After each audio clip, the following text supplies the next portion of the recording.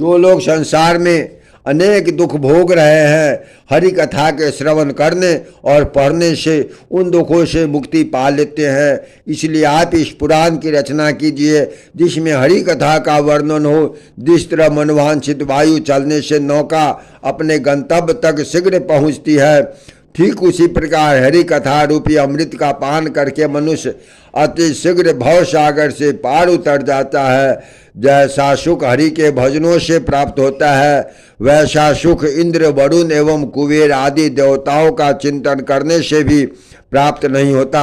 इसलिए मनुष्यों को चाहिए कि वह मन शुद्ध करके प्रभु श्री हरि का ध्यान करे। संसार में सब तरह के सुख दुख पिछले जन्मों को प्राप्त होता है और पुनः उन्हें जन्म लेना पड़ता है। ये सभी बातें आपने वेद और पुराणों में इस तरह लिखी है कि मंद बुद्धि वाले मनुष्य कदाचित उसे समझ नहीं सकते। जैसे अपने पितरों का श्राद्ध करना मांस से लिखा है, इसलिए मांस खाने वाले तुम्हारे वचने को प्रमाण मानकर मांस भक्षण करके यह न समझे कि व्यास जी का अभिप्राय मांस से श्राद्ध और यज्ञ करने से। इस तरह की बात तपस्वी लोग ही समझ सकते हैं।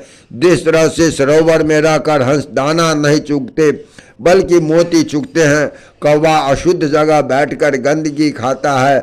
अपनी कर्कश बोली के घमंड में अन्य पक्षियों को कुछ नहीं समझता। वह किसी को फूटी आँख भी नहीं सुहाता, जबकि हंस सबको प्रिय होता है।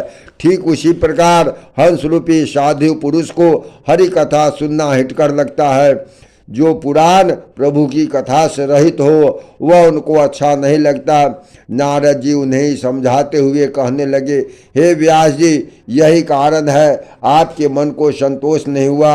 अब आपको यथाशीघ्र ऐसे पुराण की रचना करनी चाहिए जिसमें प्रभु की समस्त लीलाओं का वर्णन हो, जिसे पढ़कर मनुष्य सांसारिक कष्टों से मुक्ति पाकर परम गति को प्राप्त हो। हम स्वयं अपने पिछले जन्म की कथा सुनाते हैं। जय जय श्री